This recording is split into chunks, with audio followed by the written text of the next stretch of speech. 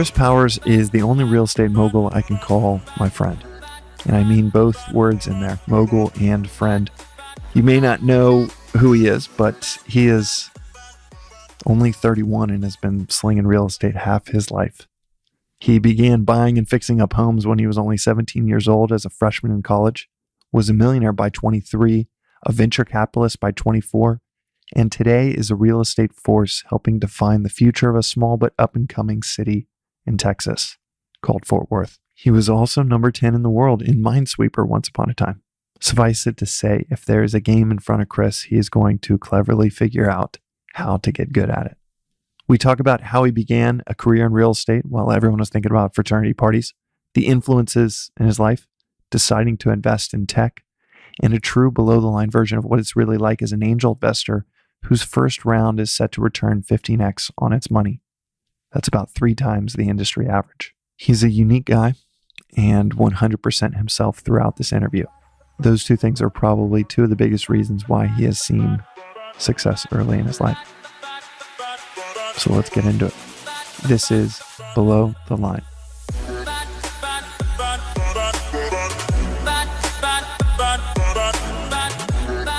We're live. Chris Powers. Thank you for having me. Thanks for We're coming full circle. I know, coming full circle. I've been on your podcast, and it's a blast to have you on this one. We are drinking. What are we drinking today, Chris? We are drinking Matcha Bar Hustle, a natural matcha energy drink. That's right, and this has been awesome. This has been on the podcast before. For listeners that don't know, always try to drink some weird, quirky drink. Yep, and share it with guests. And today's is we're doing Matcha Bar again because it's so dang good. And I know it because of you. That's right. I'm a huge green tea fan, huge matcha fan. This is one drink that I actually love so much. I approached them to invest in them, and it's I sent it to you, and you actually, it wasn't something that spoke to you, but I ended up investing in it. And I'm really glad that I did. I love this. I love Matcha Bar. But what about it was? That's actually kind of an interesting thing. We've invested together in a handful of startups and like awesome founders. 4 together. Handfuls. Right, a lot. And together. But what was it about this one that you just didn't necessarily get? And how do you like it now? Once you're drinking it.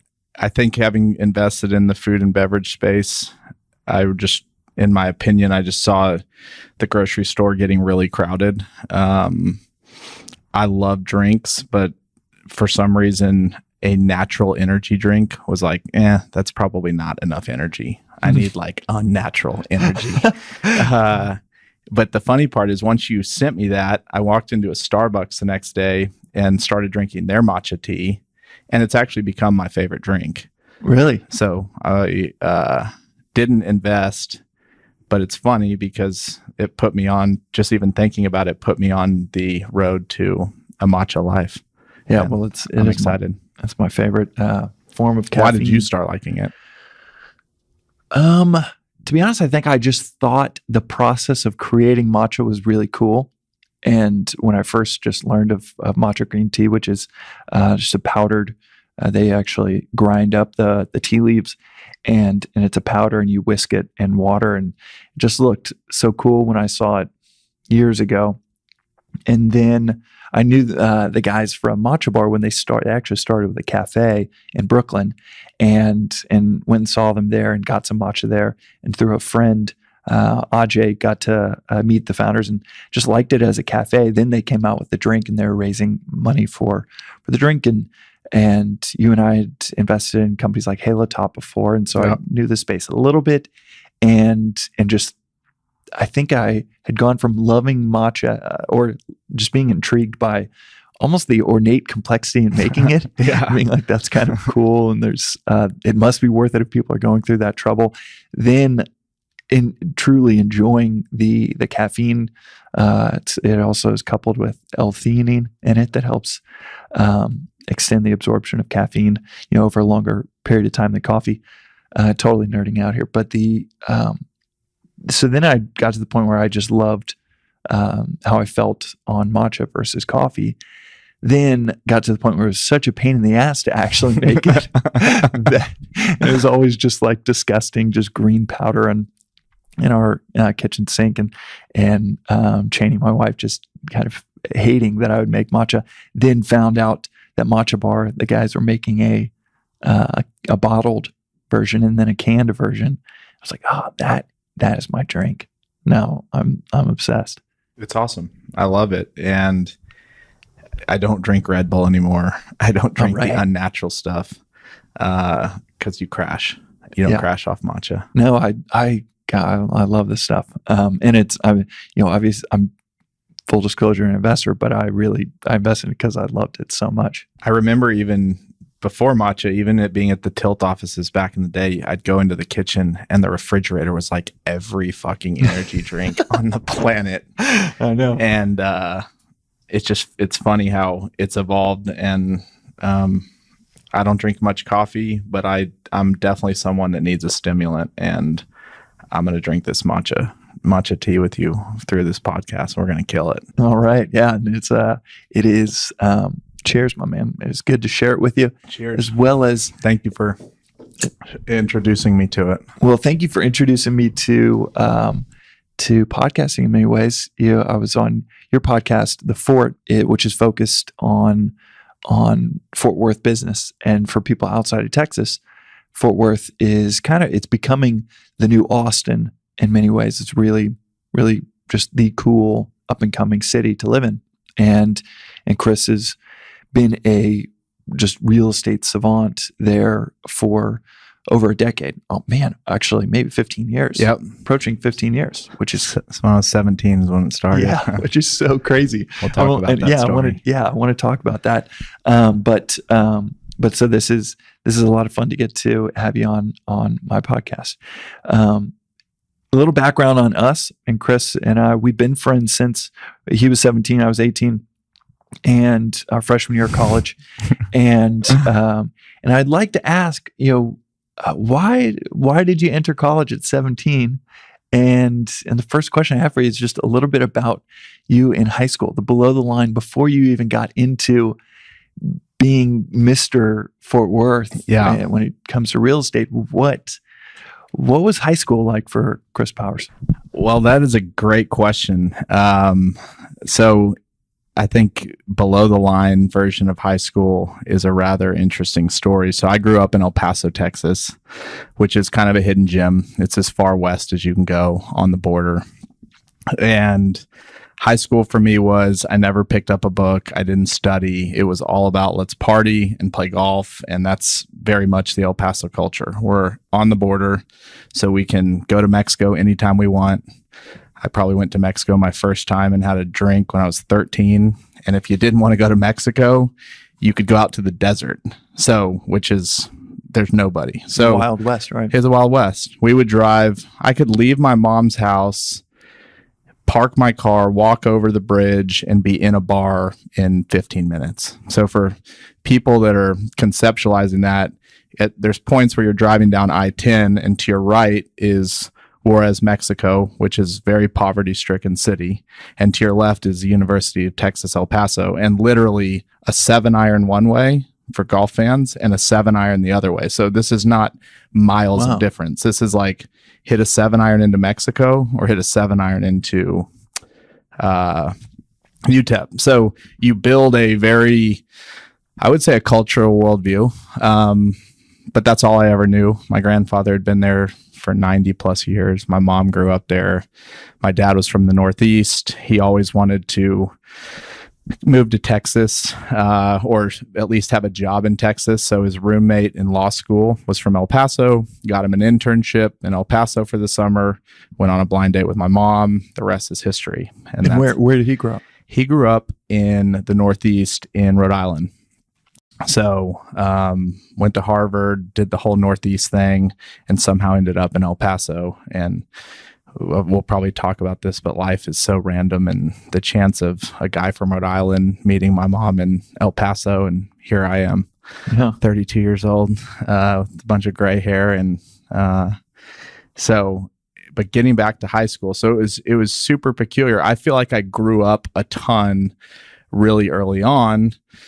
Grew up in some ways, probably in some ways not so much, and that probably led me to TCU. I'll get there. But by the time I got to college, I remember meeting so many people. It was like it's their first time to have a drink, and I was 5 years into my spiel. And we're going to be honest on this podcast, right? No, it's one of my absolute favorite characteristics of you as a human is just this raw honesty at all times. And yeah.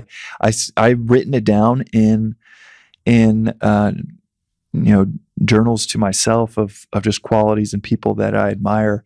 And next to honesty is you, because so I think for listeners, you're going to really enjoy this podcast because it just will be completely unfiltered. At least I hope it is. It will be. I know there's a microphone in front of you now, so it could change, but I hope it's the regular old Chris, because it is it's so obvious that honesty is the best, is obviously the best policy, but it's so rare. Yep. And the most random topics with you are so fun to talk about because it's going to be injected with so much honesty. Yep. And so that's for listeners. I think you're going to really enjoy this podcast. I mean, even just getting into it right now, he's a business and real estate savant at and I really do mean that at 32, and yet he's talking about just how much he was drinking. He started drinking at 13, right? So the irony of talking about honesty is I probably had more of a dishonest high school career, not because I wanted to hurt people, but because I hate rules. And every test I take on my personality basically says if you put rules around me, it's like putting barbed wire around me. I hate them and I want to break them. So I would lie about things like, hey, are you home? My parents, are you in your room? Yeah. And then I would sneak out 5 minutes later, and then they would call me. Where are you? Oh, I'm down the street helping a friend that's having a bad day, and I was on my way to Mexico. So it was trivial dishonesty. Never meant to hurt anybody, but the tequila in Mexico was 5 cents, and it was hard to stay away from. So I graduated high school early. I went to TCU, and a lot of people, when I tell them that, are like, oh man, you must be so smart. You graduated high school early. I'm like, actually, that has nothing to do with it. When I was 15, so when you're in middle school and starting where I went to school, Coronado High School, there's this huge trip to Europe. And it's at the end of, I think, your sophomore year. Everybody goes, guys, girls, for 45 days in Europe. I mean, you can just imagine being 16. 45 Whoa. days. It's a long trip. And it's like, you start hearing about it in 7th grade. It's like your life is building up to that trip. Right. Our high school did something like maybe 7 days or something. Yeah. 45. Wow. Yeah, you should have moved to El Paso. Yeah, it's Dallas and El Paso are, I think, further than Dallas to Chicago. So it's just for non-Texans to get a sense of how it's how closer far it is. to drive to LA from El Paso than it is to drive to Dallas. Really? Yeah. So I've never been to El Paso, but okay. So you're going to this. I'm European in high school. trip. And again, the party scene kind of started, and I've always been super entrepreneurial and just making a buck. I did not grow up with a silver spoon.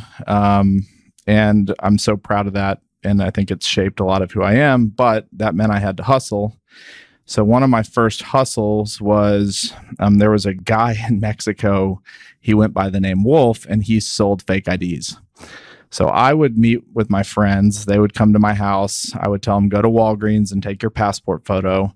And then you bring me a Ziploc baggie with like your information, your passport photo, and $100. And I would go over the border and I would get like 20 IDs at a time, pay that guy like 50. I'd make a profit. I'd come back. And that kind of started this kind of stream of lies. I got caught doing it by my parents, who obviously were not happy. And that kind of set the baseline of, if you keep doing this, you aren't going to go to Europe for the trip. Okay, deal. Sure enough, that was like not the real deal. I was going to keep doing it, but I was going to hide it. And Then it just became little things. Like they were more onto me. So they were always kind of, they gave me a ton of freedom. I was not on a leash, but you almost lie just to lie at that point. Like, hey, where are you going tonight? Oh, I'm going to a friend's house. No, we were going to Mexico, or we were going to the desert, or blah, blah, blah. And these lies kind of kept compounding. And it wasn't to hurt anybody. It was just to kind of feed my own agenda, which was I wanted to hang out and I wanted to, be a stupid teenager in Abercrombie cargo shorts, puka shell necklace, and highlighted hair. Again, thank you for the honesty. The super honesty, which I wore to my first Rush party, which that's a whole nother story. Didn't go over well at TCU. And the funniest part of the whole lying, which taught me so much, and my dad, for the time I was young, the number one thing to him was honesty. It was just be honest. So I could pretty much do anything and he would be okay with it. If I lied, it doesn't matter what I lied about. That was not okay. So I had gotten grounded, and it was basically, if you lie one more time, you are not going to go to Europe. And I was grounded. And for listeners, I was a high school golfer. I loved golf. And my dad was a doctor, and he worked, so there's a little backstory to this. He worked with he was either a nurse or a doctor whose son had never beat me in a golf tournament. And my dad had never told me this, but she had told her son, if you ever beat Chris in a golf tournament, we'll do something great for you. I don't even know what that was. Take you on a trip, or I don't know, because that was just his motivation to beat me. Rivalry or something? Well, it was just like my dad would show up and see the nurse at the hospital, and she'd be like, my son's going to beat Chris one day. I had no idea about this. And were you pretty good? Yeah, I was pretty good. I started, nothing crazy, but so I had been grounded for about a month, and I didn't want to be grounded anymore. And sure enough, I convinced my mom, if I win this golf tournament this weekend, I'm not going to be grounded anymore. My mom's a sweetheart, and she was like, deal. Well, my parents went out of town that weekend, and long story short, I came in second place, and I came in second place to this guy, which at the time I knew nothing about. I didn't know that his mom wanted him to beat me or anything. I left the tournament and went to a trophy store and had a fake trophy made for first place Chris, which, being an idiot, it shows up in the paper on Mondays. But anyway, I go home. My parents are like, did you win? I'm like, yes. And they're like, oh, you okay? You're not grounded anymore. So what did I do? I probably went out with my friends again. Well, my dad's at work on Thursday. This is 3 or 4 days later. And this nurse comes up to him, and she's like, my son finally did it. He beat Chris. And my dad was like, no, he didn't. He couldn't process. He's like, no, Chris brought home the trophy and everything. Right. And there's no way he'd be this no elaborate possible way. Yeah. He had gone so far out of his way to do this, but I didn't want to be grounded. And sure enough, she shows him the newspaper, which he just hadn't read. He could have easily have read that on Monday and figured it out.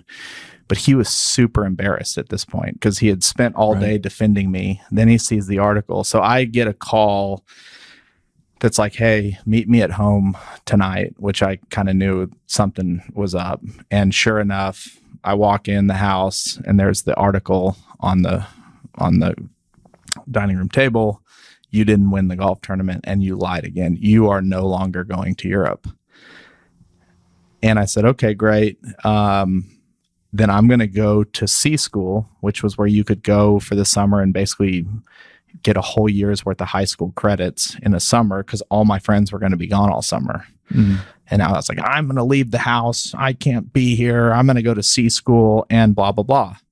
So I did. I went to C school, skipped my whole junior year, and I ended up graduating high school a year early. So for those people who don't ask me the full reason of why I graduated early, I sound just like a super smart nerd that just wanted to graduate early.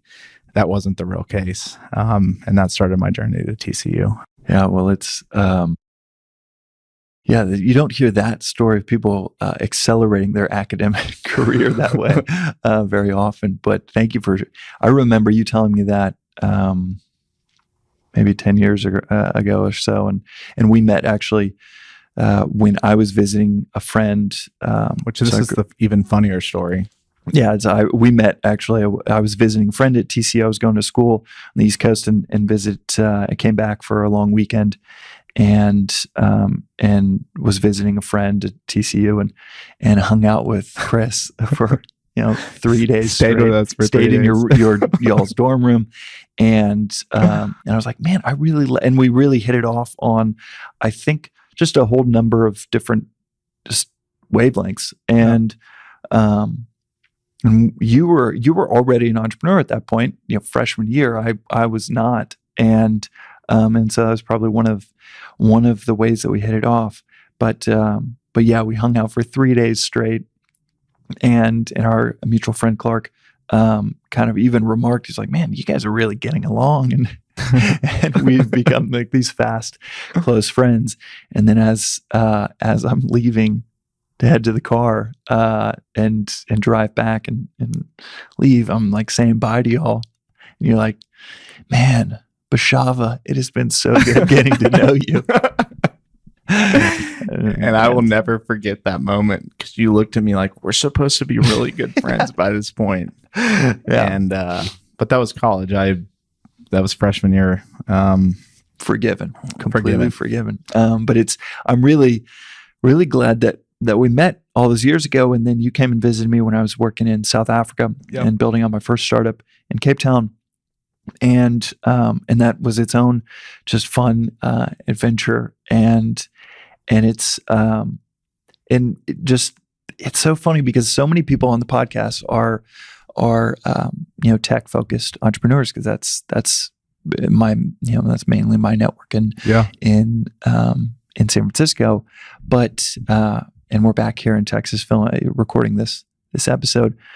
But one of the things that I love about you is that it's just, you're so uniquely, you're just you. And that's part of the honesty bit, but you don't fit a mold of just any other entrepreneurs that I really know from.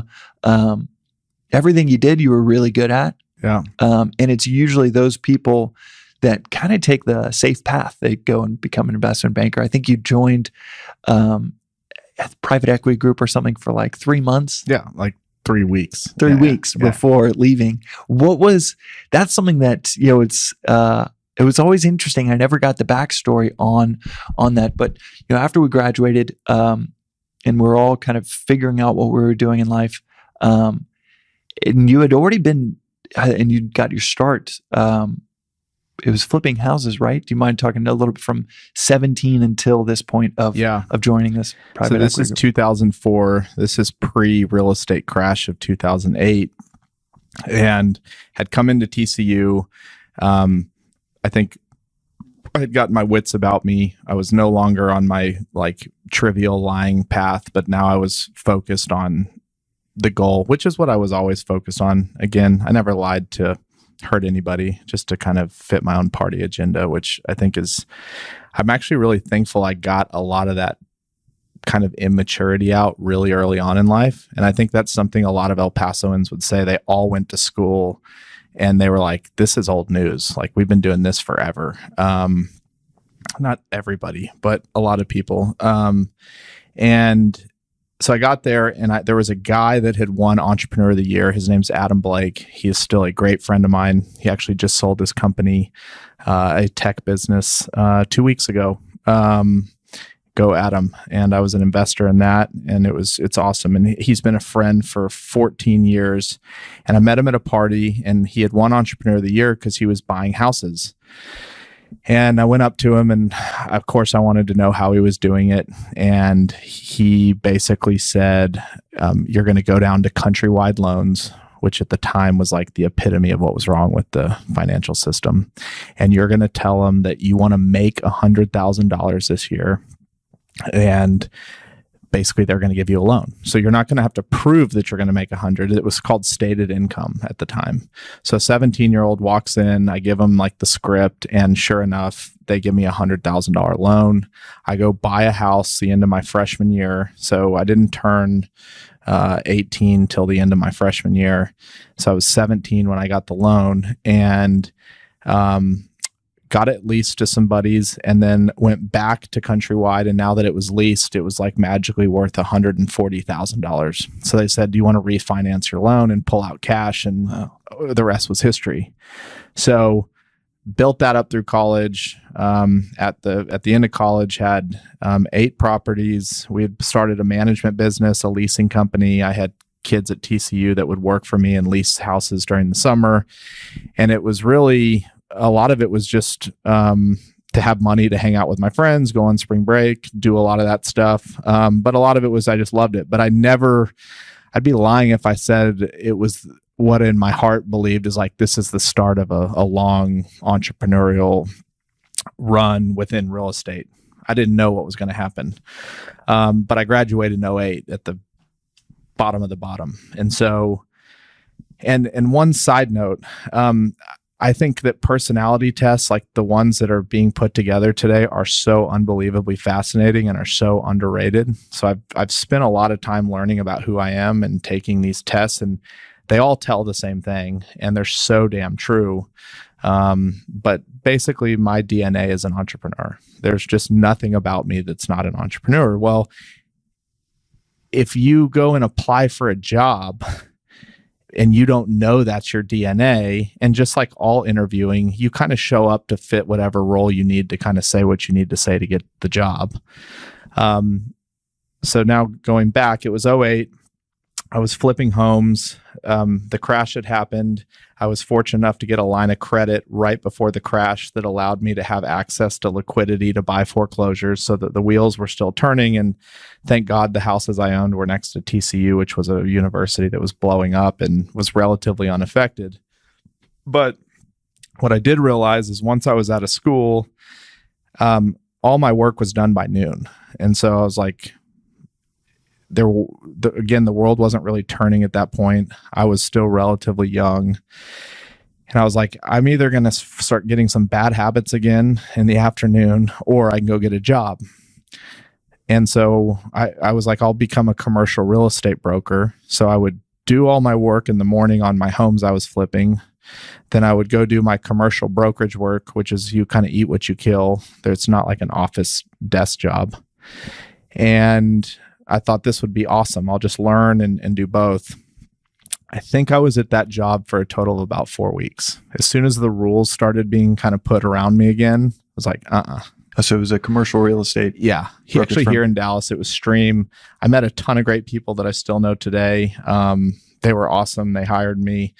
But I realized really quickly once the rules started kind of coming. What were some of the rules that you felt around you? Just feeling accountable to somebody else's dream and not my own. Feeling guilty if I wasn't in the office, like first thing at 7 a.m. to make sure that the bosses saw me there. Or, and you start to really realize I went from being super happy to like, I freaking didn't like this. It had nothing to do with Stream. It was just my own personal thing.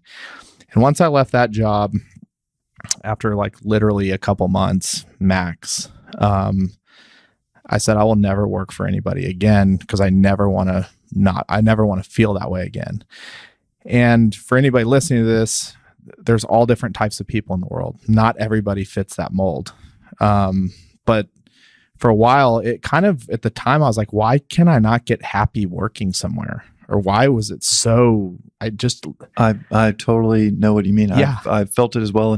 And previous guest, Catherine McCarran, a fashion designer, said that she just knew that she needed to be a cage-free chicken. And she needed to be just out in the wild. Yep. And there's pros and cons to both. But I also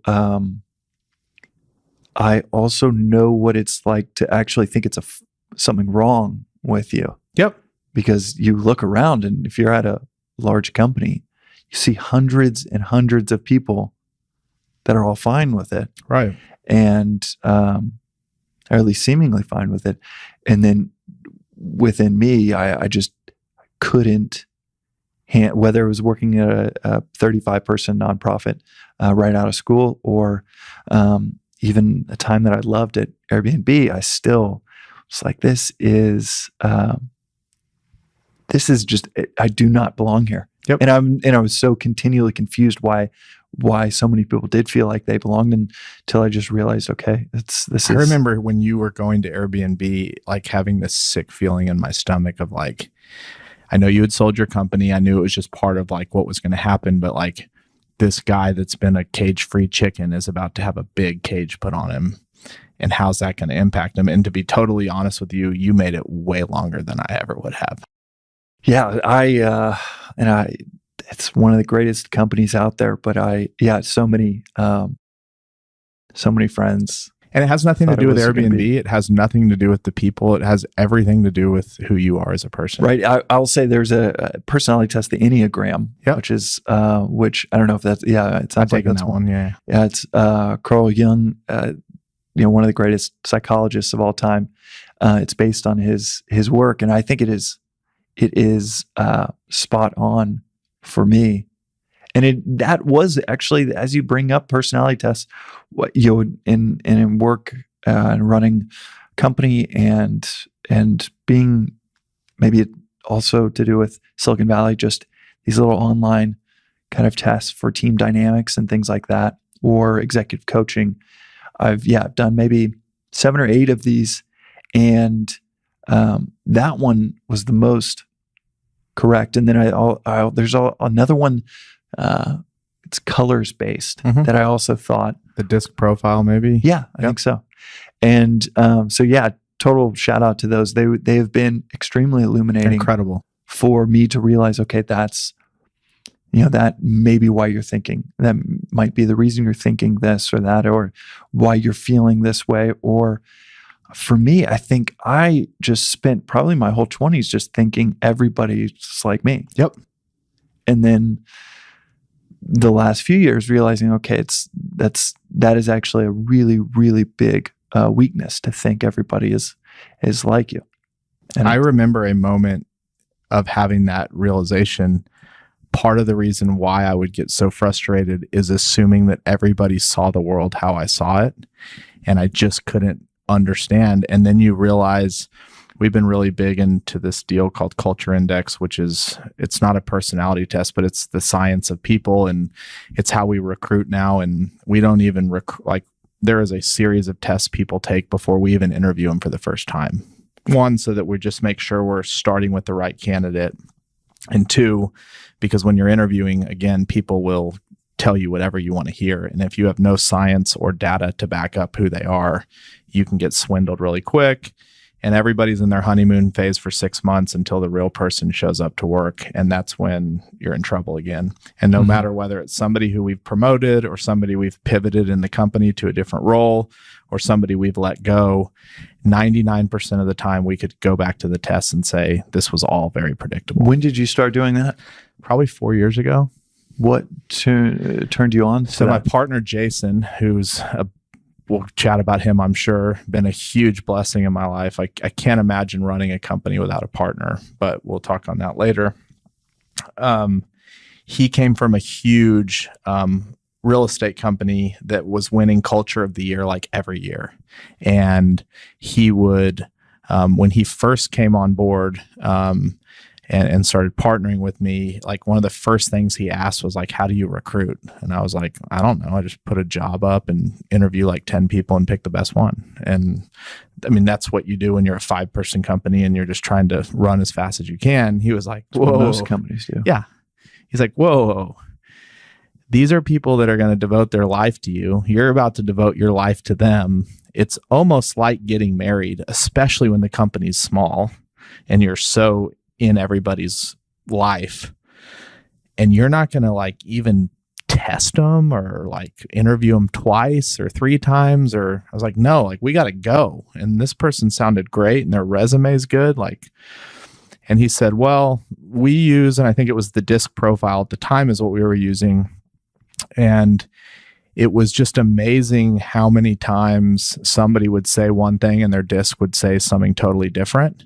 And I even said, the disc is bullshit. I know this person's way better. I can feel it. And sure enough, 6 months later, when you're letting them go or the job's not working out and you go back and read the disc, is like, this was totally predictable. Right. And over time after time after time, it just kept proving true that these tests are not these little online quizzes that, I live and die by them. I don't know if that's a good thing or a bad thing, but it might not be 100%, but if you're betting the odds and knowing how important people are to the company, I would always rather bet the odds than not. And a lot of these I would say are 98% accurate. Yeah, I know that well, at least I've read that the Myers-Briggs has been discredited here and there, but by the people that got fired. Well, I'm not sure, but I know that it's had some controversy around it. But I've known that for those that don't know what the Enneagram is, it's 9 numbers, and I just thought it was like astrology. It was basically horoscopes. I was like, there's no chance. Yeah. And then that this actually is valuable, and then I took the test and found out what number I was, and I'm at a 3, which is achiever performer, which is, and it basically is like whichever one. It's almost like a sign that you're that thing. When you read it, and you're like, oh, this sounds terrible. Oh yeah. And I remember being like, this sounds terrible. It's like just completely driven by competition, continually driven to achieve, and not for good reasons. I think maybe reading it objectively, it's probably they all have pros and cons. But I remember being like, oh, this just speaks to the core of my weaknesses that I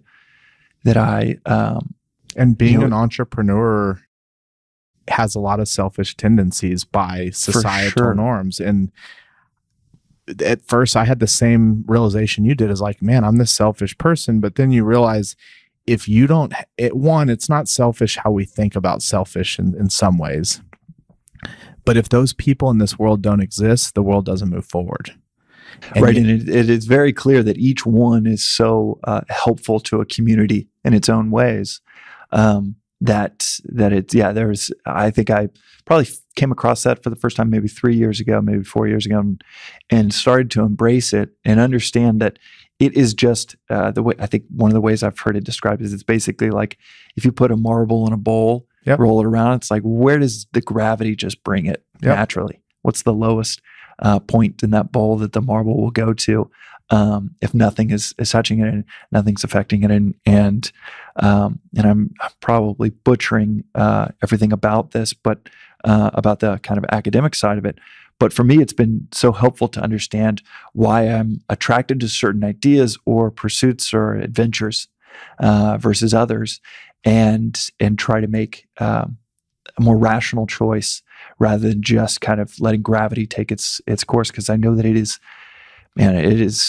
starting a company for ego reasons is such a terrible reason, and it only it's more self-annihilating than it is an exercise of building the self. So it has been very helpful to think about. But I probably think about, and please, listeners, feel free to tweet at me if this is like if this is total BS. But you're bringing up personality tests. I probably think about Enneagram like once a week. Yep. I think about it so often. We've been using a thing called Culture Index, which it's a variation of an Enneagram, but it gives basically 6 attributes to people, which is your gas pedal, your level of empathy, your social ability, your logic, your ingenuity, and there's a 6th one.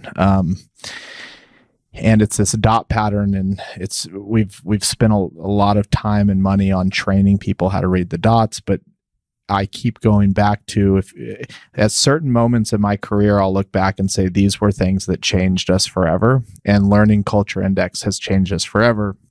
And really, it's because all these instincts I had about people, I can now I can now read something and now logically explain why I've been feeling that way forever. Did it help you question your instincts as well? And the truth is, you learn that God didn't give us like good people. There's not like a better way to be. As a community and as a society, everybody has to be in their role. There's a Harvard Business Review on this farm of chickens where there's like one lead chicken and then all the other chickens follow it. And then there's then there's another farm with all these kind of super chickens that are powerful chickens, and which would yield the best eggs, and the super chickens all killed each other. It'd be like if a company was full of people like you and I, we would all just run over each other all day.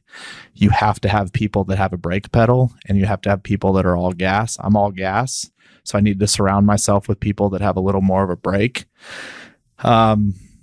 But once I started realizing, like, not everybody should think how I think, but two, if they did, things would not work, then you start calming down quite a bit. And look, the world's about people. Everything's about people. We can talk about technology and everything that's changing the world, but people are at the forefront of that. And it's important to us, whether it's in business or just who you're friends with, who you marry, that you're the average of the 5 people you surround yourself with, and having an advantage to understand who you're dealing with is a huge advantage. Yeah, that is, and knowing myself it's a continual journey, but it is. I feel like I spent so much time, and whenever I hear someone say that they're a good judge of people, it does not surprise me that you've seen success in implementing a systematic approach to team building. Yeah. Because the way that I've gone about in almost every company that I interact with in the Bay Area, it's still as progressive in so many areas and culture that it is, and in systematic thinking, it is not quite that systematic when it comes to recruiting, hiring. The hiring process is exactly what you described. At whether it's a high-flying startup at 50 people, 15 people, or Airbnb at 5,000, it is, there's something to be gained by adding a systematic approach like that. So you talked about 17 and flipping houses to to Fort Capital now, and it being pretty rigorous and systematic in the way that you're building team. What are some of the ways that your mindset has changed over the last 15 years of your entrepreneurial path? Oh my gosh, pretty much every way. Again, I don't want to beat a dead horse on people, but when you're first starting and the company's really small, it's all about you, really. I mean, you're doing everything, and you kind of build this pattern in this way of life that it's all about me, and I have to do a little bit of everything to make this thing successful. And even as you're bringing people on, you're not necessarily dialing back, I need to be doing everything. And so I think the biggest thing that you realize as an entrepreneur, and really just in life in general, is where I'm at now, it is all about creating a team of badass people around me. And it really has nothing to do with myself anymore, in the sense of, while I'm in the real estate business, my job now is just to build a team. So my skills could be in any one industry. I have to assemble a team that's going to be able to get done what I need to get done. And based on my tendencies, that is something that took a long time to learn, because entrepreneurship by nature, you're kind of selfish and in a good way. You're out to conquer the world and do your own thing. Maybe neutral, good or bad. It's just neutral, and it's like, a sword in the wrong direction is not helpful. I think, and we talked about this earlier, when you're really getting started at the very beginning, you don't have a lot of business. So you're dreaming like all day long. You're just dreaming. And then as the business becomes more successful, you're dreaming less and you're doing more, to the point where you get to a spot where you're no longer dreaming anymore. And for someone, when did you hit that spot for you? I think I've been in that spot probably 3 or 4 years ago. I didn't realize I was in that spot, but I read a book by Peter Drucker, and he said, as society, we tend to think of like a really successful day as like how many meetings we had and how many calls we made and how many things we did. And he said the best CEOs or the best visionary people, somebody like a Steve Jobs, your metric for success would be how many hours that year did you think in silence? And for somebody that's in startup mode, that answer is close to 0. Once you're like fully going and people are bringing on, you're recruiting all day, you're meeting all day, how many, even I'm trying to meditate for maybe 10 or 15 minutes. He said, I'll never forget. He said, try making your goal this year to have 1,000 hours of just silence. And that would be a great year for a CEO. And if you said, well, that's a ton, 1,000 hours.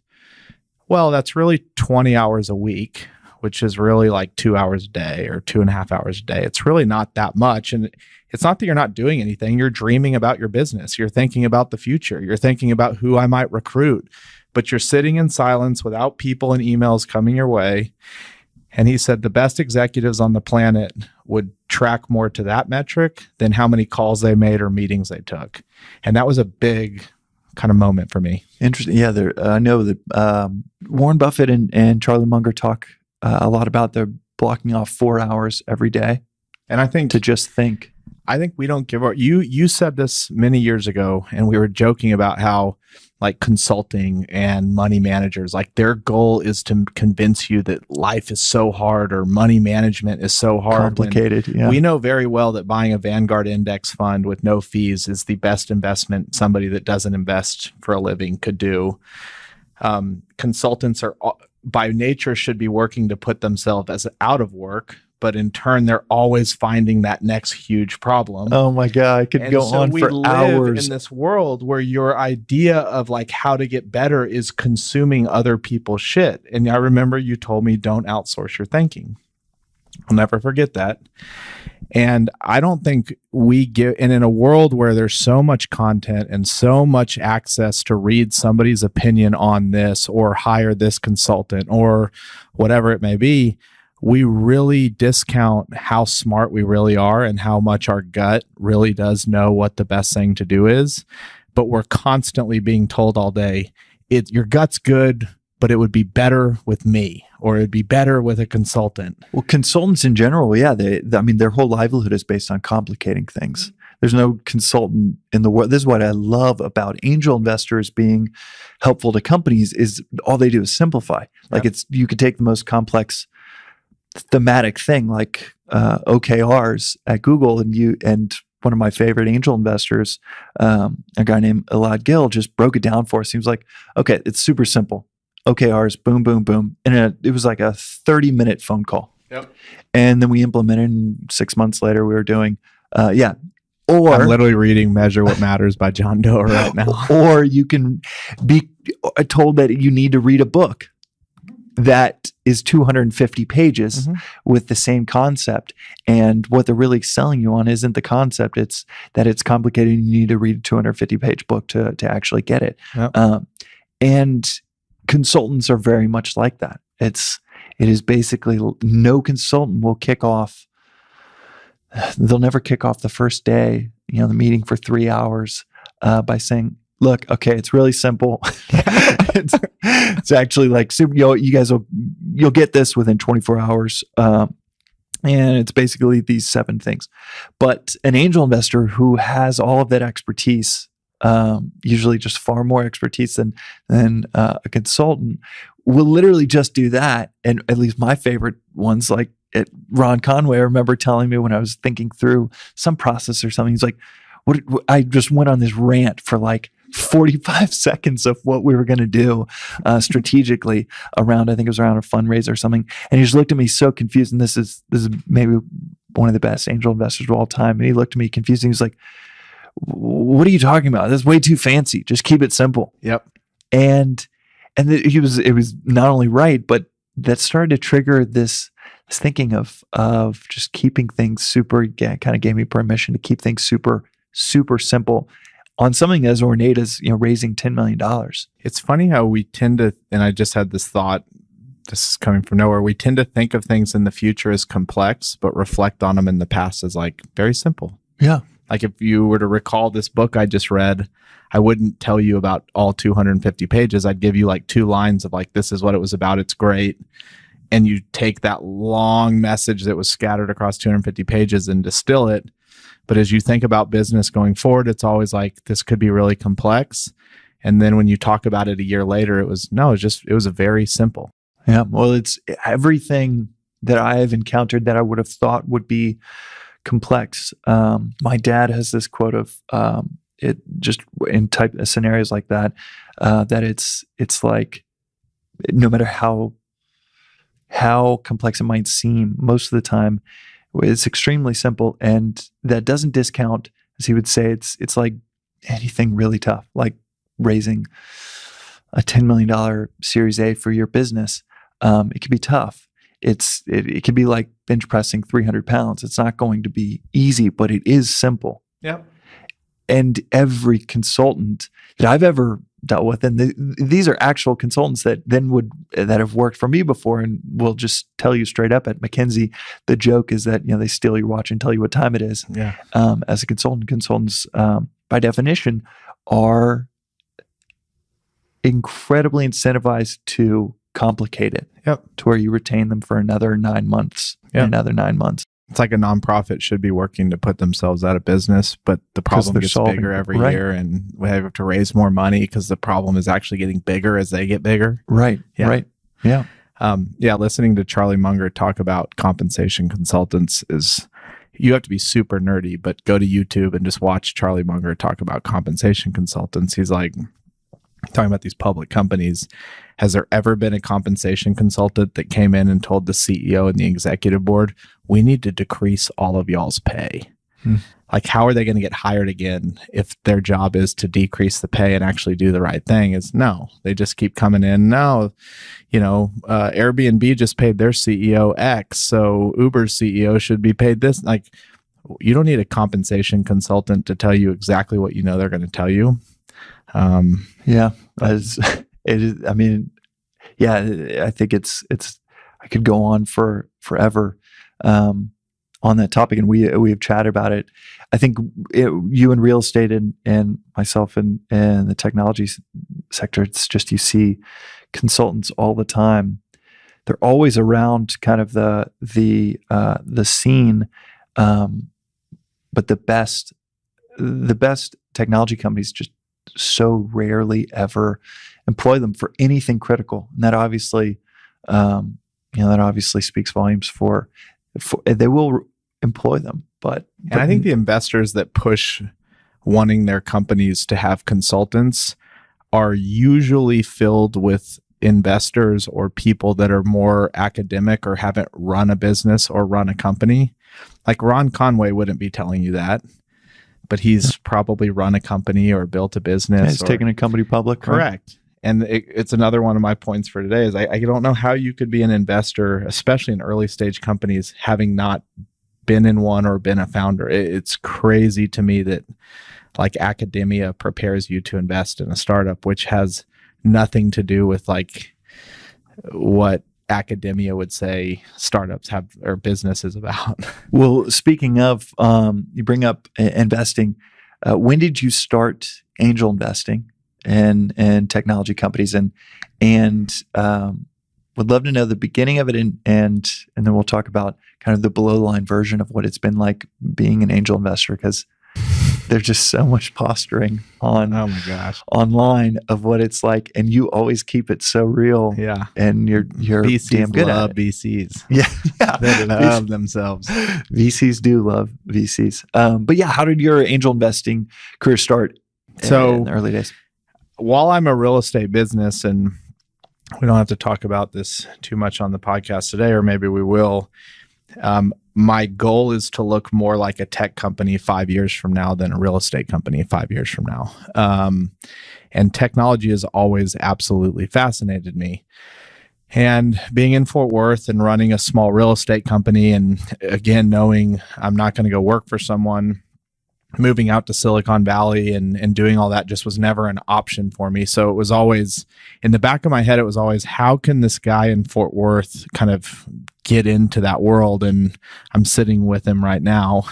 My first angel investment was in Tilt, or Crowd Tilt at the time, which even when I made the investment, like, yeah, it was investment in my friend, but selfishly it was like, he's going to be getting into the tech world. And this is maybe my little fishing line that's going to get me to where all the fish are swimming, in the sense of whether Tilt was a success or it wasn't, there was no other option in the world at that moment for me to kind of bridge the gap to Silicon Valley, or in that case, it was Austin at the beginning. So, And you were 26? that was 20. No, we were 20. How old were we? Let's see. When did Tilt start? 2011? This is 8 years. 24. So 24, you wrote a check.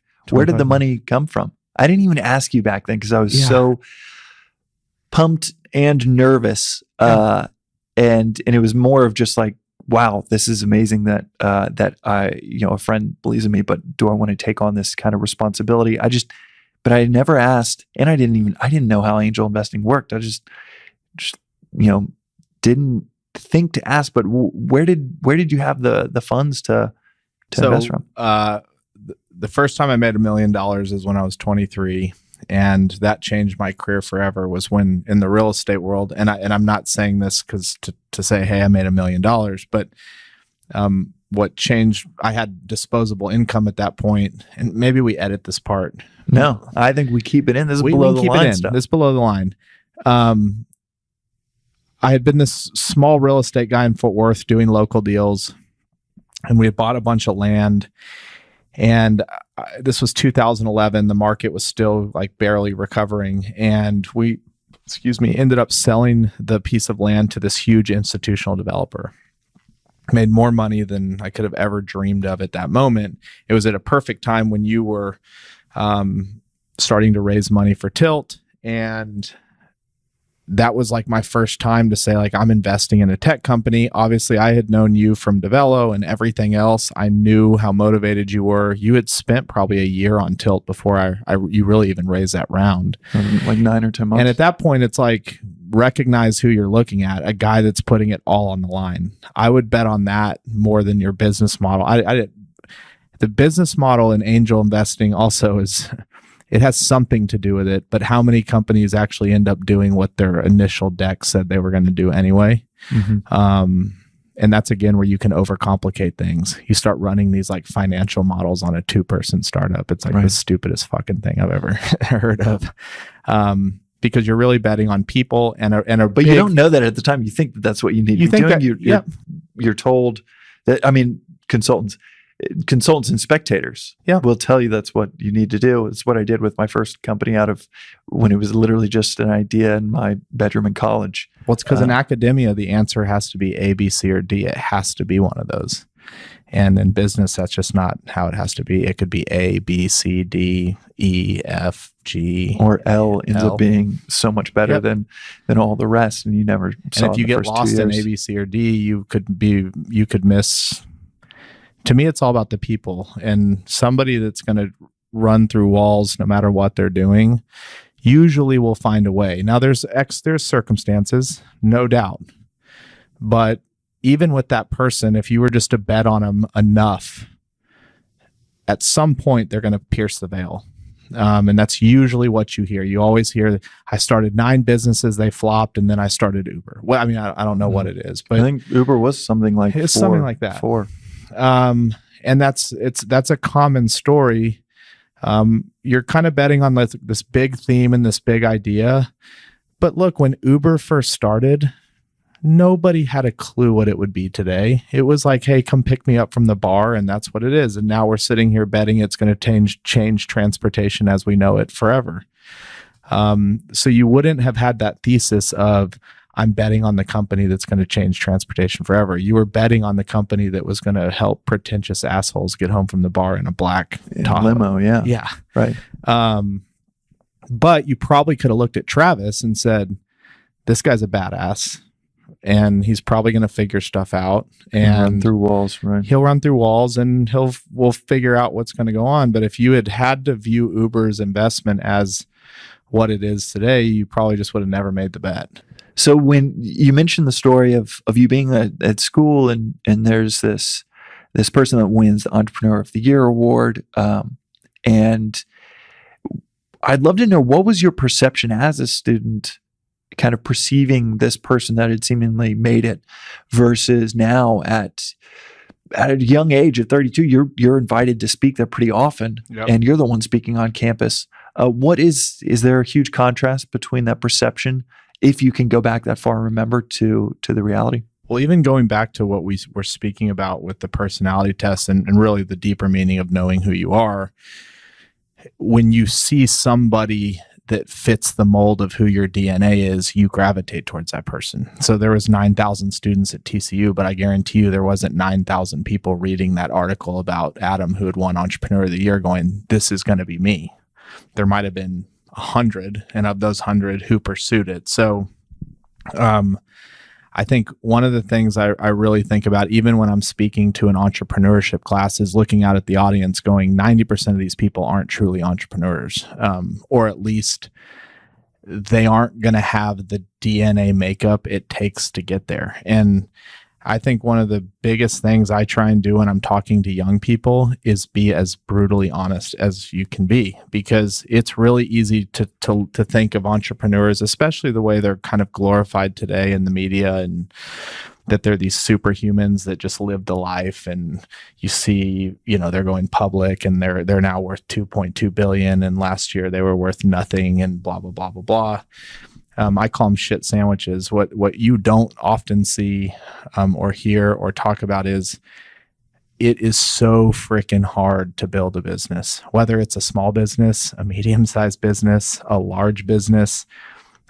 Getting people to believe in you, to buy something that you're selling, and consistently do that, and then keep convincing other people to come join that vision is just unbelievably hard. So I just tell them, you are going to work your ass off, and there are going to be moments that I'm not going to say you hate what you're doing, but you're confused as to I'm the owner. Why am I having to do this?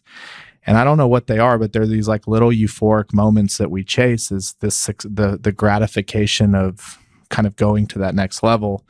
I tell my company all the time, it's going to feel like we never cross a finish line. So there's those days where you just think, like, when are we ever going to cross this thing? But then I also say, but I also want you to look back on the last year and where you were a year ago and where you are now. Metaphorically, you've probably crossed 15 finish lines this year. You just never know it in the moment. Mm-hmm. I think about it, and whenever I think about the difference and why there's such a stark difference between the perception and reality, I think about it in terms of kind of a podium visualization that we're used to seeing. We're used to seeing achievement in terms of podiums, and whether it's the Olympics or whether it's receiving entrepreneurship award, and that's our visualization, because maybe that in this very real example, that is kind of what hooks you to be one of those 100 people to hook you. Especially in your world. I mean, in tech, But what I was going to say is there are no podium moments. No. And my alma mater gave me the Entrepreneur of the Year award. And then I think 8 months later, I was laying off 30% of our staff. Yep. And it was it's a treadmill that never stops. And I want to ask you about I've never met a person that sold his company that was happier the day after he sold his company than the day before he sold it. Yeah. Like, there's that moment of like, I'm going to go on a vacation. I'm going to maybe do whatever I'm going to do. But very, very rarely do you see people from a business perspective. Now, they might be very happy that they have more time with their family or more time with their kids. And and truthfully, that's what life is really about. Business comes and goes, but your family doesn't. I hope they don't. But you're right. There's very few, like the podium would be that going public or that exit, but you've just poured your whole life into something, and all of a sudden it's like gone, and it starts all over. Right. Their Facebook IPO at the extreme, and it's just like the world was like, or Uber, just recently. Those are the extremes, but they're just as I think educational to look at it. It just starts all over, and it's and I think you said it recently. It's a damn near miracle that they built an $80 billion company, and yet losing 5% in the first first week, it's as if they basically just shouldn't even exist. Correct. And it's almost like, well, if the stock had gone up 5%, was Uber is wrong about valuing themselves at 80 billion when they should have been at 84 billion, as they were wrong that it went down to 70? No. Right. Investing isn't like a 48-hour snapshot. Well, okay. So give me the below the line version of, well, actually tell me a shit sandwich that you have had to eat in the last week or two, if you can. If you are a founder, if you're not, you don't have to be a founder. If you are somebody that cares about the well-being of your team, there's always something going on with somebody on the team. Always. That could be a negative thing or a positive thing. Should we promote this person? When? Could they leave? And are they going to get recruited away? This person's not living up to what they're supposed to be doing. I mean, there's always like a person dynamic, and we're very forthcoming with knowing that people are first and foremost. So I'm on the phone. When I'm on the phone late at night, it isn't because we're like hoorahing and cheering about $1 billion deal we're doing tomorrow. It's very often thinking through a person situation that we have to make the next day. And I promise you, when I started my business, it was not to stay up till midnight to talk about like people situations. But you look up week after week and you find yourself talking about that more and more. And that's like one example. A shit sandwich idea is, at the end of the day, you care so much about your business and the perfection of your business that when you don't see it, it's natural for you to want to gravitate to want to be either a fixer or how can I help improve it, when the truth is that's not your job. But there's never these moments of just calmness. And if there are, where you're like, everything's fine, that's usually a really bad sign too. Growth and comfort do not coexist. I remember you told me that, and I've never forgot about that. Growing is not comfortable. It's not, when you're a teenager, it's not comfortable to go through puberty and have your voice cracking and you're getting hair under your armpits and, everywhere else. You look back at pictures of yourself as a teen, you look weird and you feel weird while you're growing. Like, you're never at this moment where growth feels comfortable. And I know people that run multi-billion-dollar companies that are unhappy or that are never fulfilled. I know people that run $1 million company that are unhappy and not fulfilled. Size has zero to do with how happy you'll be or how comfortable you'll feel. In fact, I would argue the bigger you get, the more that's at stake. And that goes back to where we started this conversation, is like, my goal right now is to keep putting the best people around me possible so that I don't feel compelled to have to be this firefighter that's just constantly fighting this quote unquote fire, even though to the world, it's like, the business is doing great. They're growing. They're doing more deals. They're in the media. He's talking at TCU, blah, blah, blah. Those are things you see on the outside, and that's 1% of the equation. You see 1%. 99% is below the line. And that's why I love the name of the podcast. But the truth is, I'll put it like this. I'll make it like a social media reference so people can really see this. There's very often, and I think we've all been in this deal where you see somebody's Instagram is their highlight reel. You're not seeing shit about their life by knowing them on Instagram. You're seeing a highlight reel. But even within that highlight reel, how many times are people taking pictures with their family where maybe 5 minutes before they were in a fight, but they were at the beach and they had to capture that moment to show everybody that they were at the beach and everybody's smiling. And then their audience is like, God dang, that family is just, they have it all. And in truth, they have no idea that 5 minutes before there was a fight, and the second the picture was taken, they just dove right back into it. Yeah, quite literally 100 photos to find the one where... And so we can all relate to that. So whether you own a business or not, it's very similar in like the vanity of business. Seeing something in the media is not why you got into business, but it's the things that we see that we tend to latch onto. And so the things that usually come public are one of two things: either the great stories that are kind of bullshit anyway, or the really, really bad ones that are kind of bullshit anyway. There's never the like, business was pretty average today. Everybody showed up to work. We all kind of hit our goals and, everybody went home. You see it, it's polarizing one way or the other, and there's just really nothing in the middle.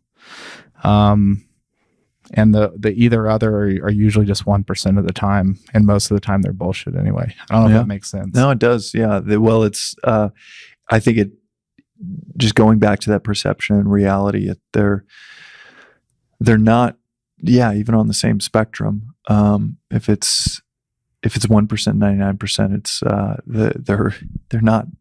they're not remotely related to each other. Switching gears a little bit, something that I ask every guest is 3 stories that help shape who they've become. Would love to know what those 3 stories are for you. Yeah, I think one of them, I was able to tell you about me coming to TCU early. I also almost left TCU after my first semester. And that would have not been good. My life would have been totally different. But coming to TCU, it has set the foundation for my life. I've met my wife in Fort Worth. My business started in Fort Worth. I mean, there's so many things I can tie back there. What made you want to leave early? I was chasing a female friend and was just unhappy. I what I didn't say about the story was I was so determined to leave my parents. Just to be mad, not leave them. I love them to death. But I was so hard headed that if you're going to put rules and not let me go to Europe, I am leaving. That by the time it actually came time to leaving, I walked into my mom's room and said, I'm not going to go. I'm going to stay my senior year. And my dad was like hell you are. You're going to school. You're really? In. I signed my TCU letter when I was 16.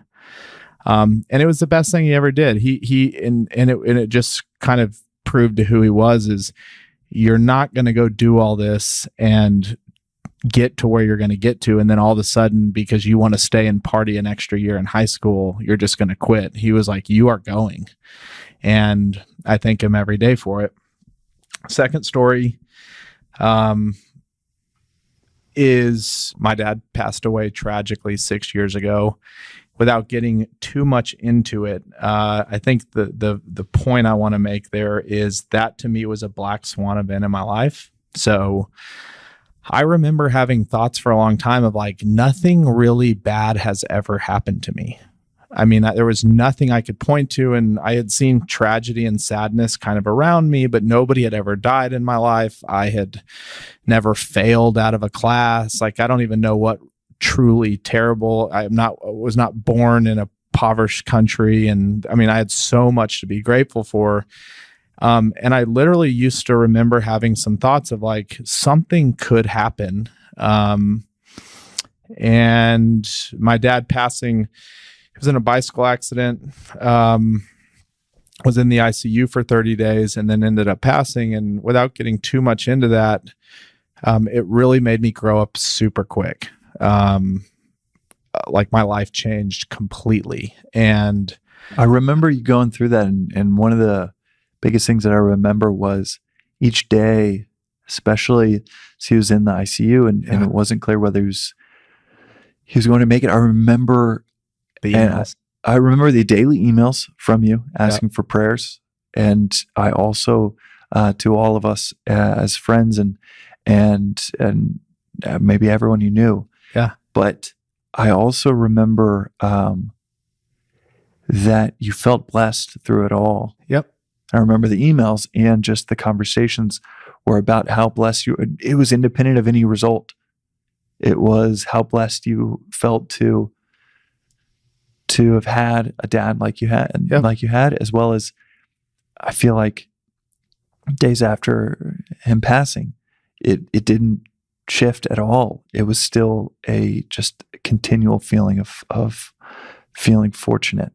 I am super fortunate. And even today, and I'm so lucky to have had a dad for as long as I did, and I still have him. And I think one of the biggest blessings there for people that are parents or are soon to be parents is I still, in any situation, know exactly what he would tell me to do. So it's been 6 years. I've grown up. I have kids now of my own, but there is no doubt for me of anything I could want to ask him what he would tell me back. And so I think about that a lot with my daughter. She's only 2.5, but if I passed away or something after she was mature enough to get to know who I am, would she know what her dad would do? And is what her dad would do the right thing? So there's two angles to that. And I was fortunate that not only do I know what he would do, but it was the right thing. And I think the third, and we could always say the business, but becoming a dad. It calmed me down. It made me more empathetic. It made me more passionate for people, a lot more patient. And those are all characteristics that flow into the business. You have to learn patience. You have to work with little sleep. You have to kind of nurture and lead and grow and help educate and make this little person a smarter person. But at the same time, you have to learn that they have to be who they are. And so there's this fine line of, I don't want her to be who I am. I want her to be who she is. I just want to at least give her every tool and opportunity to give her, again, let's play the odds, to have the best chance at being able to make great decisions as she continues to mature. And one thing I want to underscore about story number 2, and I know with story number 3, daughter was in the NICU for is that how you pronounce it? NICU? The NICU, yeah. NICU. For natal intensive care unit. Right, for a few months. Yeah. And the thing that I want to underscore is your baseline, that marble falling down to its lowest point in the bowl. Your baseline is one of such immense gratitude. Yep. That I think is maybe the most below the line version of you, of knowing you for as many years as I have, through good and bad and the absolute tragic. It was just gratitude the whole time. Mm-hmm. Yeah. And it is for listeners out there. I think you can listen to an entrepreneur talk about their path in life or their career and think that it's this Pollyannish, over optimistic, forget the details, version. And I think that's part of why I wanted to start this podcast, is because that is the version you can get a lot of times. Yep. But that's only half of the story. The other half, beyond the actual just trauma of the entrepreneurial path, beyond that, in life, when there is tragedy, what is the pattern that I have seen with great founders, entrepreneurs, creators, is this immense gratitude no matter what happened. Yep. And this disconnection from whatever results might have been one version of the story. They just have their own version. Yep. That is one driven by extreme gratitude. And it's really inspiring. I think it almost gives permission for others and those around you to have that as a response, because you have a choice. Yep. And tragedy and anything in life, your response. And I think you're being so positive, it just gave permission to those around you to have the same type of positive response. Yep. To their own low moments. For me, it's Warren Buffett always says, if you were born in America, you already hit the lottery, and that's not the basis for my gratitude, but the truth of the matter is life keeps going on. There's never letting any one moment kind of define your life is just crazy. You tend to find people that are really unhappy about one or two things that they never let go. One of the benefits of having an entrepreneur type of mindset is you're always looking forward. You're very rarely looking back. And I think that's a gift in and of itself. I wish everybody could think that way. But I just don't look at failure as like really failure or bad things as really bad things. They're just things that happened that I'm either going to learn from, and I'm either going to do, it's kind of binary. I'm either going to react A or B. And it's not, I don't always do the perfect thing, but not any one thing ever really defines who you are.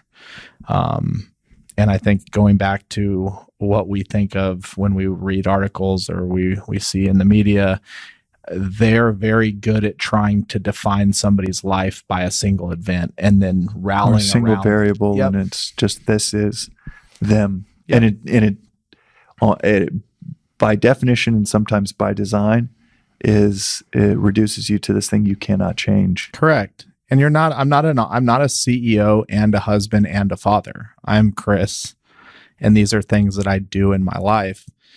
But we tend to break it up, especially in the business world, like this is who you are at work and this is who you are in your personal life.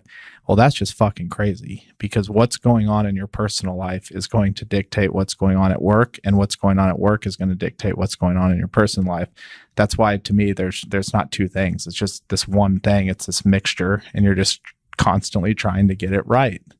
I can't tell you how many times I've, if Palmer, if she's sick, my daughter, or, she was in the hospital for 2 nights with pneumonia a couple weeks ago, how do you think I was at work that day? Like just this awesome entrepreneur flying through the sky? No, it affected my whole day.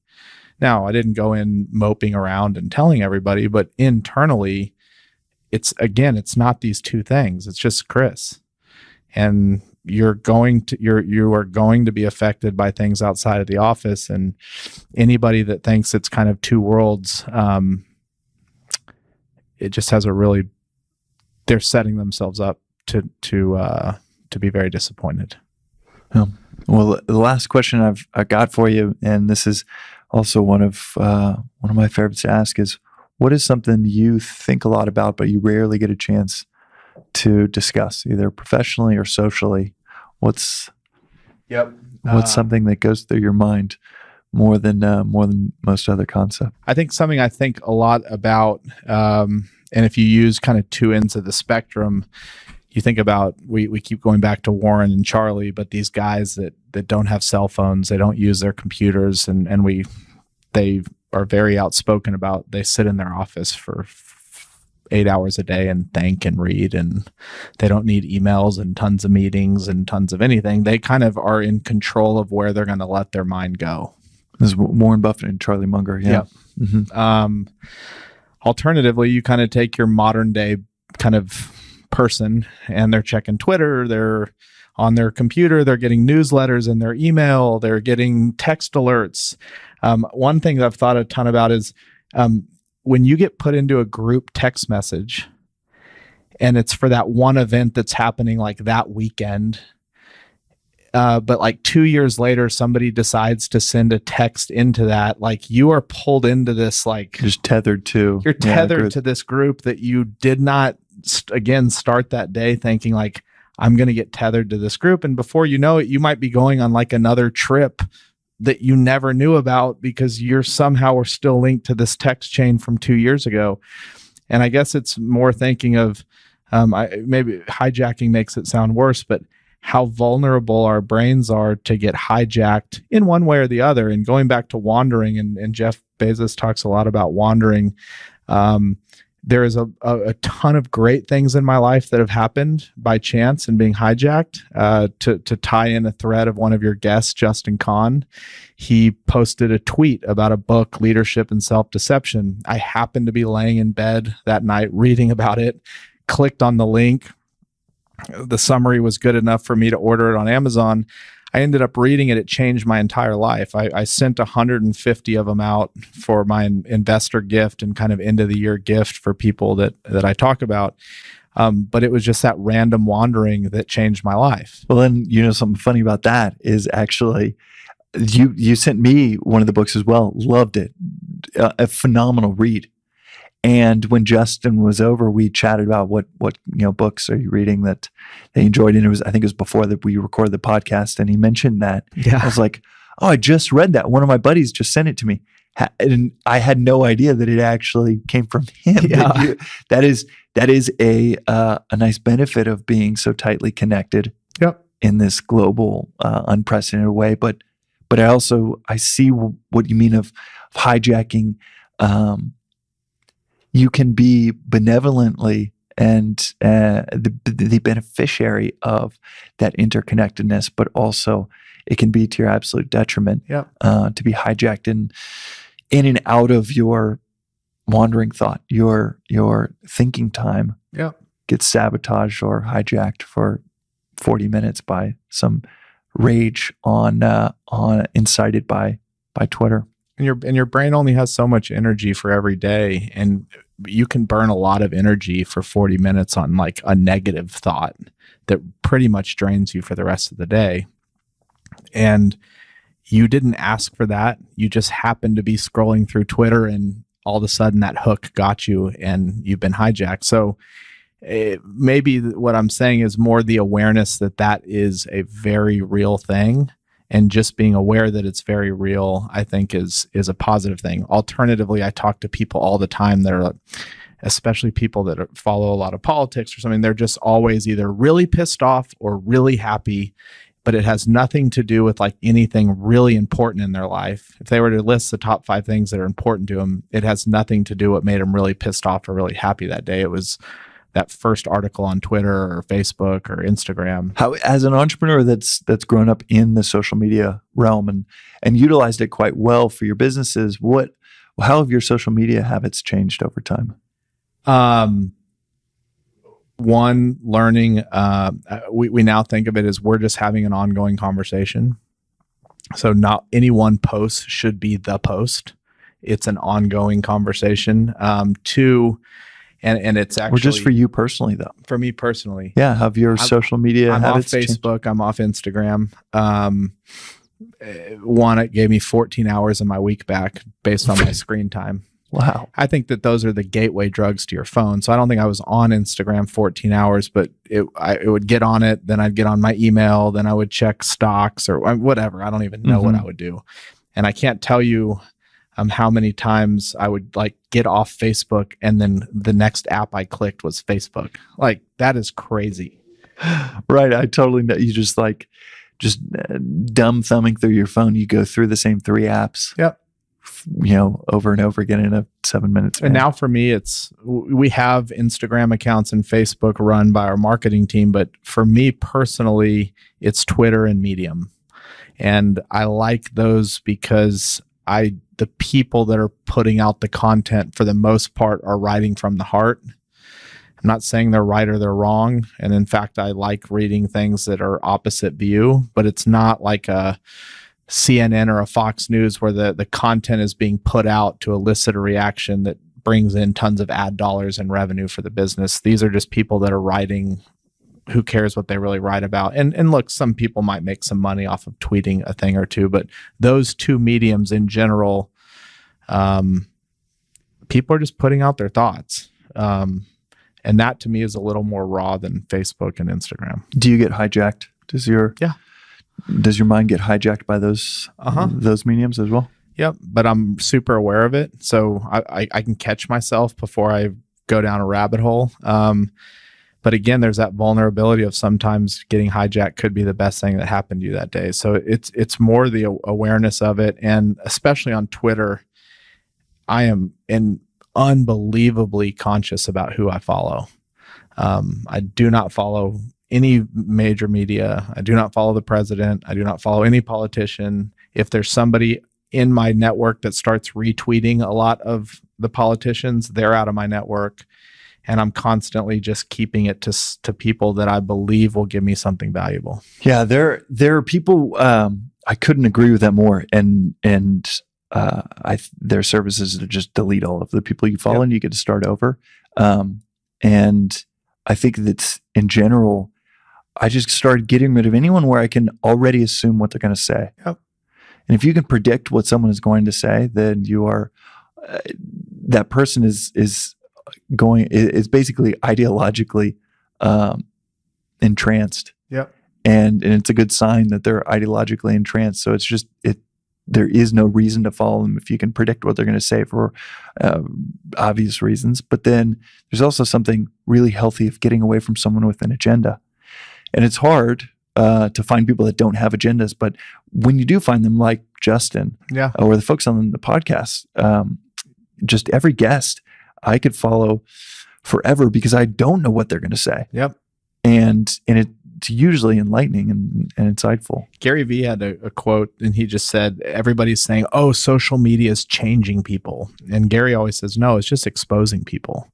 And it's kind of true. I mean, you have the ability to let your worst tendencies kind of come out.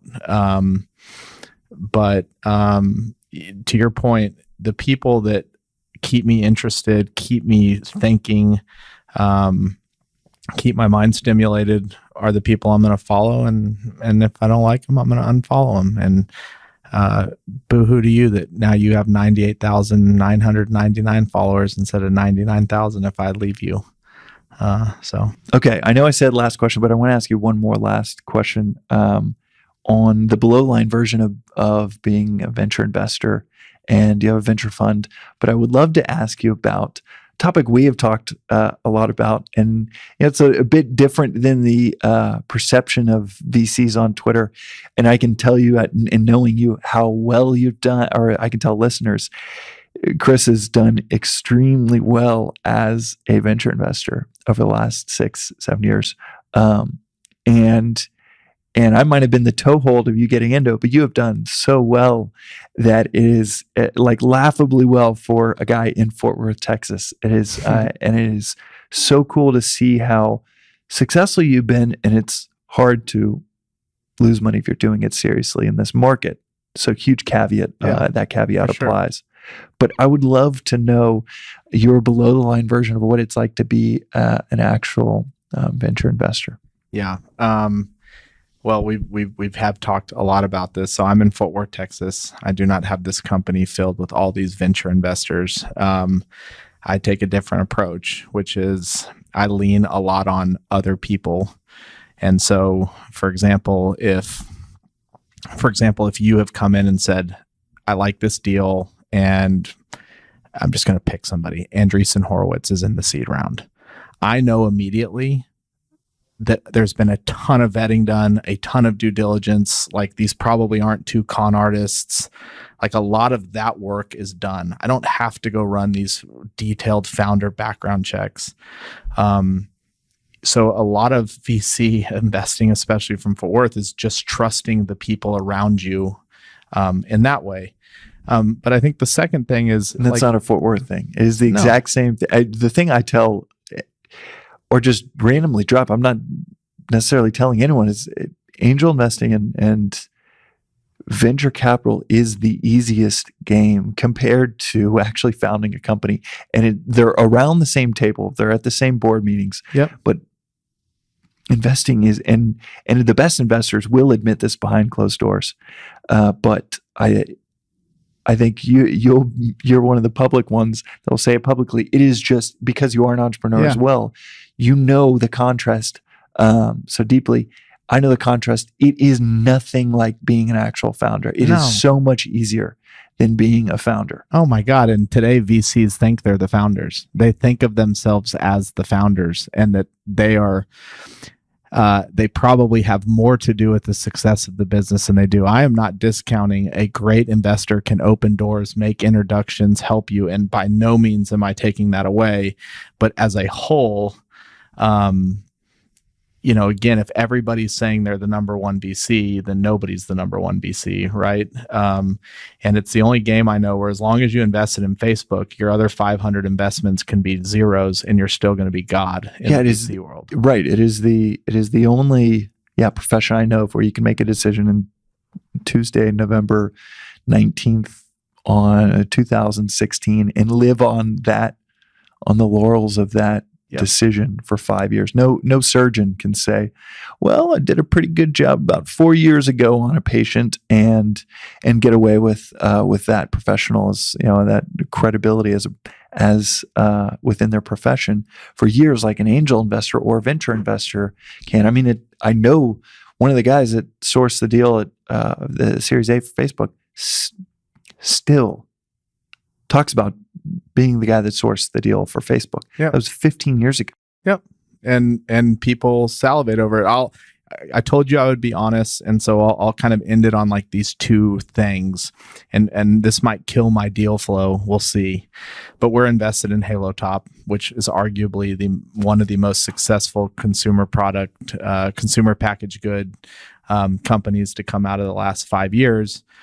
And because we're invested in it, I get so much deal flow. I mean, it is unbelievable how many people want me to see their deal because I'm invested in a company that hasn't even exited yet, but is doing extremely, extremely well. Now, let me tell you about what I did to get into that company, besides very little.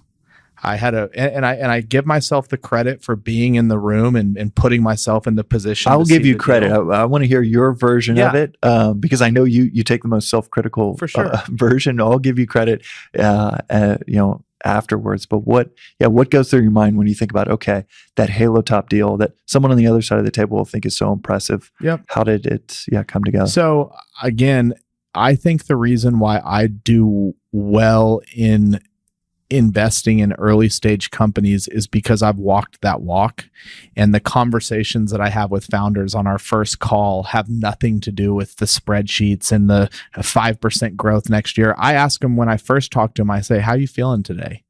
Have you been, pretty much my question's like, you've been eating shit sandwiches all day, haven't you? Like, you're not a professional money raiser. You wish you were working on your product. So here you are talking to me. I'll also add extra color here that from companies in San Francisco, like an amazing real estate company, Zero Down, to an amazing consumer company, direct-to-consumer company in New York, in a paint company called Backdrop.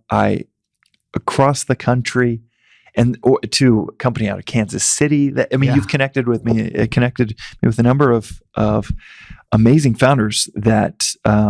And I don't know how you do this from Fort Worth, but you keep getting in touch with these amazing founders way before I do. And they always say, Chris is our favorite angel. I remember, I think it was the Backdrop team. I just asked them, maybe in our third conversation third conversation with them, who's your favorite angel, and what are the aspects that that they've been really helpful with as I'm trying to improve the value that I'm bringing to founders. And they said, really, it's your friend Chris. And I was like, well, what? Tell me a little bit more, and be real with me. Just say that it's my friend. And they just said, you're such an encourager. Yeah. And every other investor just puts on this critical, this analytical hat. And I think there's an absolute benefit to that. But for a founder, you already have 15 of those, and 14 of them are employees, and you have board members, investors. The natural state is to find why this won't work, right? And it is, it's so obvious but so rare. The thing that they really crave is the encouragement of how it can work. Yep. And I know when I get on the phone with them, they did not start their business to start learning how to raise money. I know that trying to develop a new paint product and totally disrupt the paint industry is going to be daunting. It's already stressful. They had just had a kid. The last thing they need is me coming in telling them how shitty of an idea they have, and really doing that because I have to feel like I'm busy and like asking all these questions so that I could go tell some boss that like I asked them all 100 questions. I did the job. It's like, no, you can usually tell pretty quickly. Truth is, it's a really early stage company and they're going to pivot a little bit. I know what they're doing now isn't the end all be all. And I literally start every question with, how are you feeling today? Because I know how they're feeling. They're feeling stressed. They're feeling this, they're feeling that, because I do. And I also tell them, you'll hear from me when you want to hear from me, or you'll never hear from me, because you're not in the business of reporting to investors every day. And I'm not going to be in your shit every day, because then you're not going to be building a good product and trying to change the world. Right. I think starting with that question is really fascinating, because it's a grounding wire for the relationship as a whole of this is going to be real, and I'm going to be in the foxhole with you. And you can tell they're so like anxious to start getting these questions about you're going to grow 18% month over month next year. And I just literally start every question with, how are you feeling today? And you can just, that answer elicits so much about who they are. Because if they're like, oh, I'm great, this is awesome, like fucking, I love, is like, dude, it's funny. Well, it's funny that you say that, because maybe one of the best investors out there, he's Oliver Young. He took Airbnb international.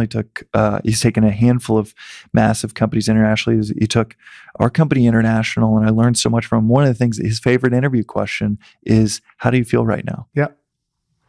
And he's this extremely systematically driven German operator. He's not necessarily doing it to be in the foxhole with him, but he does it to elicit an actual honest answer or a dishonest answer. And how in touch. I remember him telling me one time it's his favorite question, because it tells him, one, how honest people will be, and two, how in tune with themselves they are. It's that second thing. And I know they're being real with me when their answer starts with, like, oh my God, somebody, like, they kind of already know that I get what they're doing. And then I'll tell them really quickly after, the reason why I'm so interested in investing in early stage companies and everything else is because I love the journey you're on. I've been on it myself, and it never ends. And we just connect. And then like 20 minutes later, it's like, okay, let's talk about your business. And once you've figured out who they are as people, then we can talk about your product. And it definitely has to fit a theme, and I have to visualize it. But again, now knowing who I am as a person, I am wired to think about the future. So my whole brain always works about taking something out 5 years and then trying to like bring it back to today and just trying to see how that could happen. But if the people aren't right to begin with, it doesn't matter. How many people say that they had a social network as well around the same time that Mark Zuckerberg did? Is like, well, great, but there's only one Facebook, and that's because of Mark, not because of, and other circumstances. There is some luck and some chance, but Bill Gates is Bill Gates because he was a 10-year-old in a city with one of the only computers in the world at that point that he had access to, and he got his 10,000 hours in by the time he was 13 years old. There is some nuance to it, but look, you just got to find people that want to run through walls.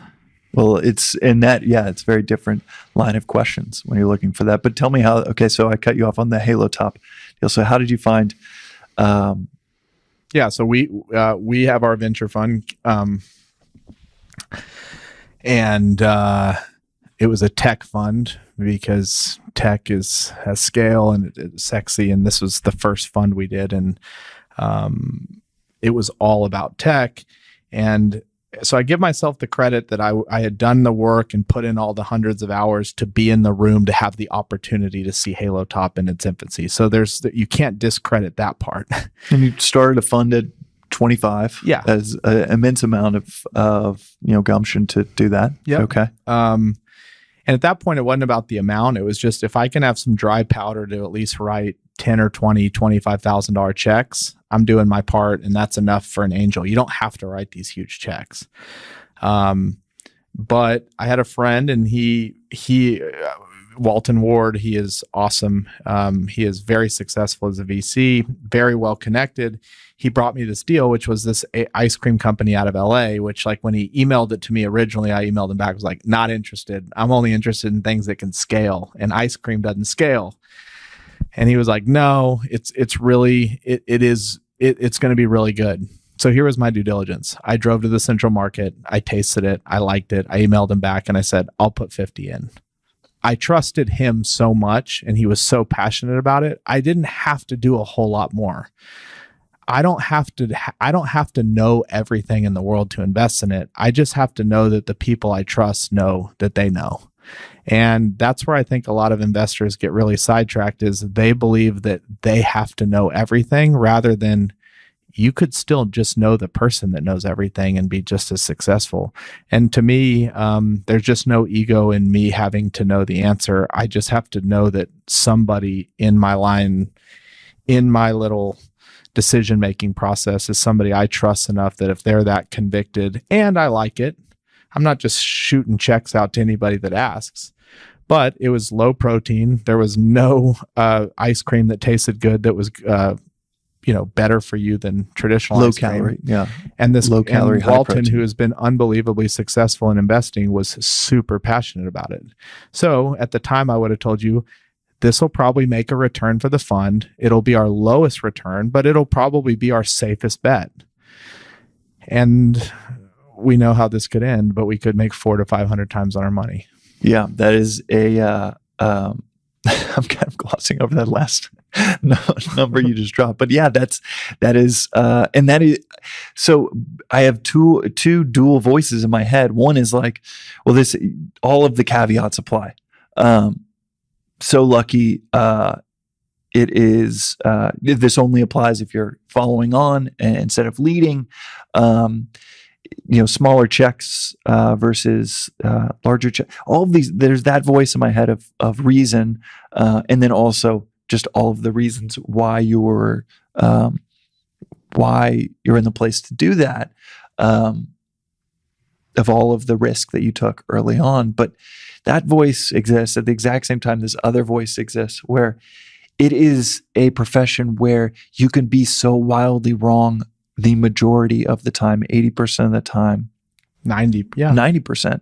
And if you can get 100x, I mean, it's, as the adage goes, the worst you can do is lose 1x your money. And so your downside risk is pretty well capped, especially, and that's especially attractive in a world where your upside risk is uncapped. Yep. Or your upside return and reward is uncapped in terms of a 200x, 300x. Multiple. But the reason I bring these two voices up is I truly believe that investing is way more of the latter. That it's like it is so luck based. It is just you biting off a good bit of risk. VC investing for sure. VC investing. Yeah. Yes. VC investing, not value investing, but VC investing is so just laughably, it is so laughably, I guess the contrast between the perception and reality is so silly. And no one is incentivized to talk about how silly it is publicly. Like no VC is incentivized to talk about it, how wrong they are most of the time. No angel investor is incentivized to talk about it publicly. But you talk about it publicly of how just silly and stupid it is that VCs take themselves seriously or act like they are part founder. Yep. When they, you've joked about, I love how you joke about how big of a role you've played in Halo Top success. Zero. And I can't even get them to answer my emails. Right. No, I know it is. And yet it is one of the biggest reasons that can lead to additional quote unquote deal flow. It'll be the best deal I've ever done for the least amount of work I've ever done. And I would end it by saying the cool thing about VC is you can be wrong 90% of the time and still be great, but you also learn something every time you're wrong, which gives your odds of making that 10% happen even greater. So you get to meet more people, you get to hear from their failures.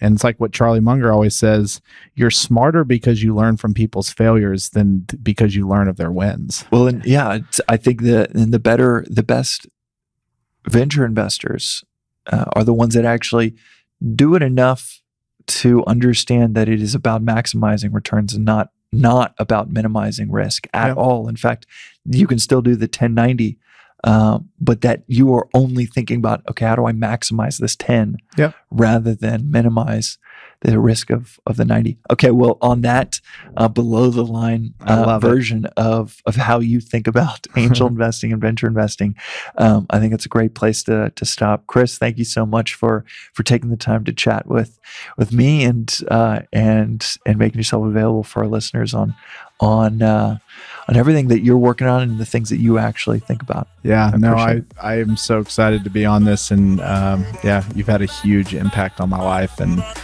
we're just getting started, buddy. So thank you for having me. Well, thank you again. And for everybody that wants to listen to more of Chris, go check him out on the Fort podcast and www.fortcapitallp.com. That's right.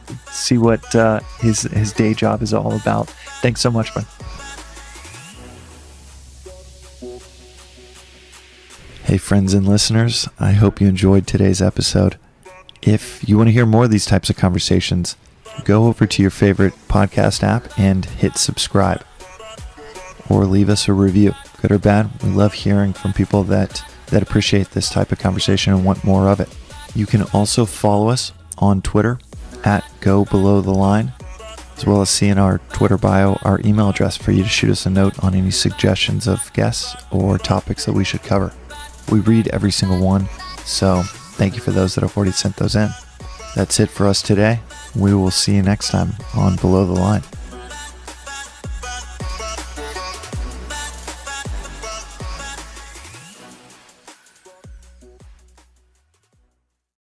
Below the Line is brought to you by Straight Up Podcasts.